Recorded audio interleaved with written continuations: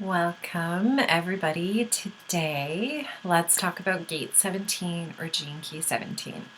So we are transiting this between March 25th and March 30th, 2023. So gate 17 in the human design body graph is in the ajna, and it connects to the throat via gate 62. And this is in the collective logic side of circuitry. And it's related to our sign of Aries in astrology. The gate name in quantum human design is known as anticipation, and in traditional human design, it's known as opinions. And in the I Ching, it's known as following. So this transit's really highlighting for us how to share our thoughts about possibilities and opinions when people ask for them. So the ajna is all about, and I don't have gate 17, but I have the other two channels.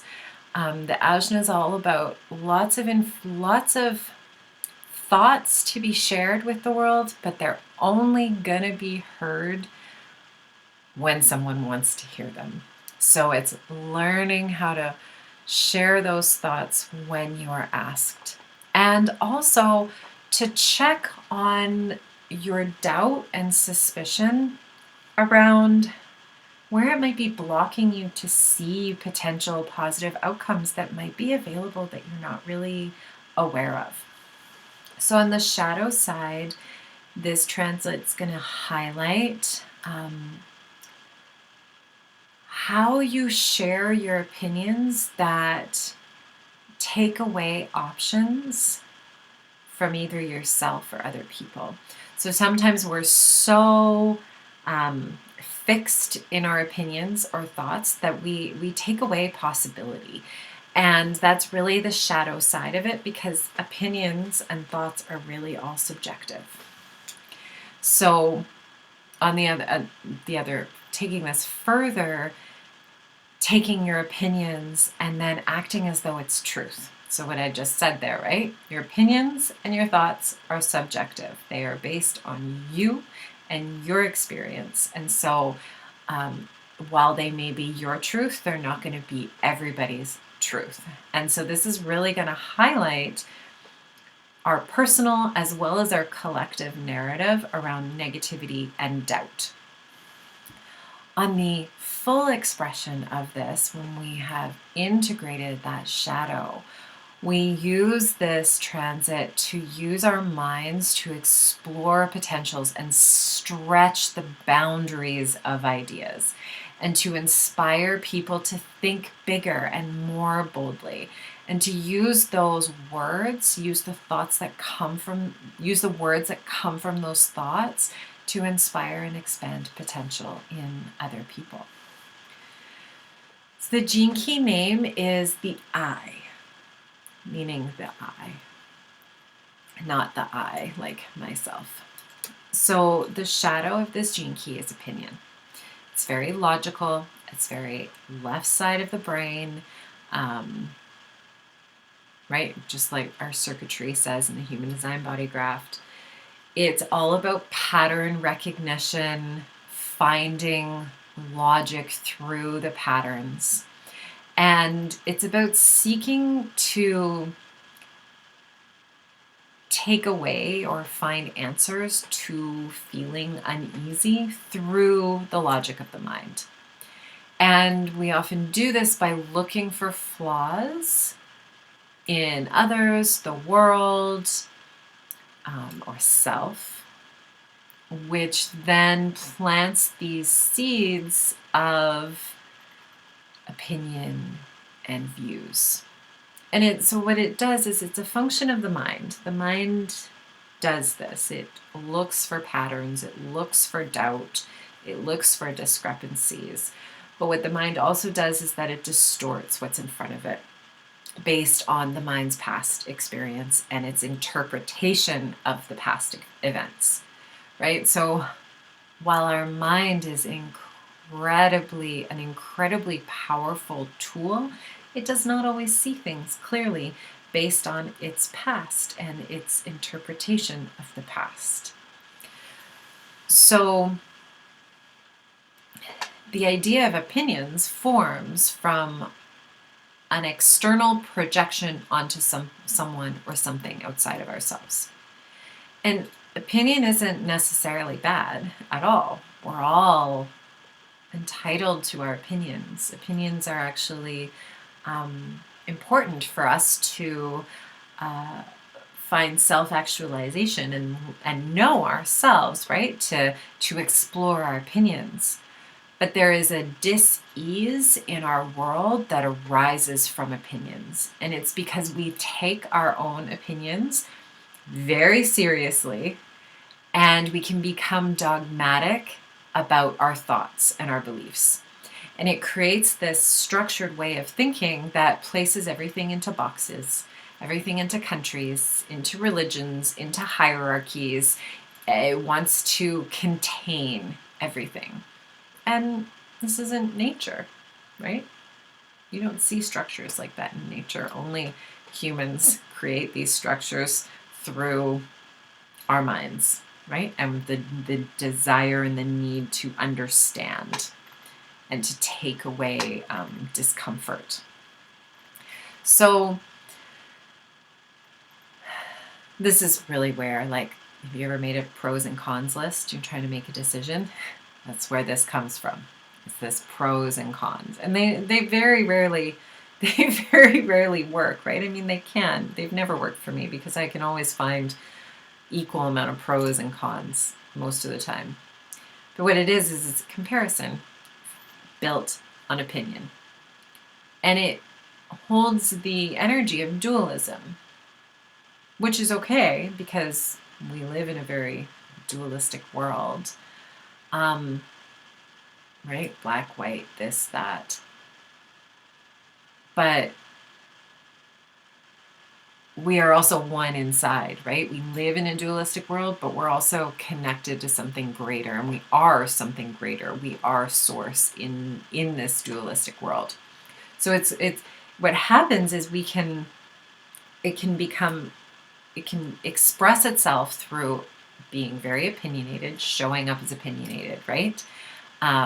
Which can be interpreted or understood as needing to defend yourself or your beliefs.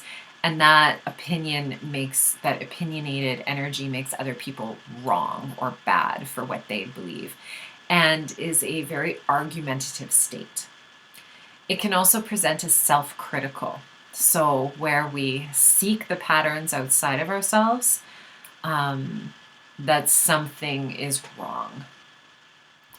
So we want to move to the gift. We want to transform this shadow.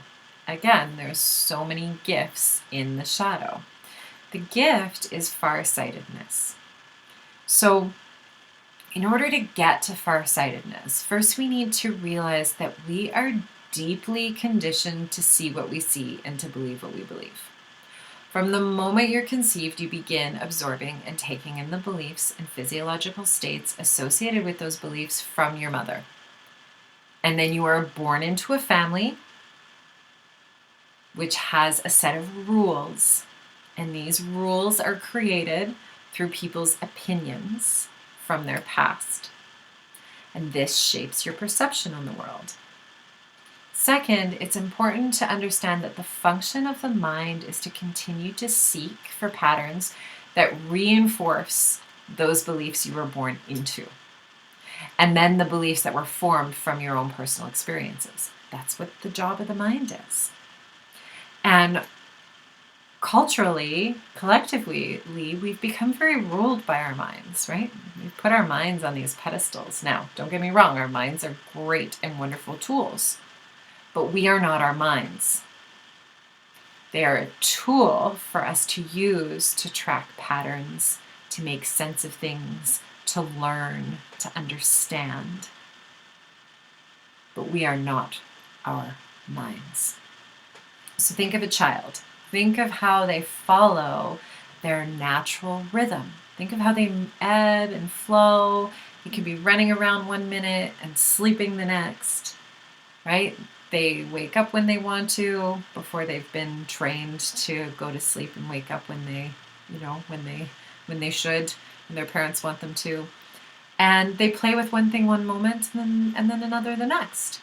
And they're completely open to what is and internally referenced to what they want to do next, right? That's at their core.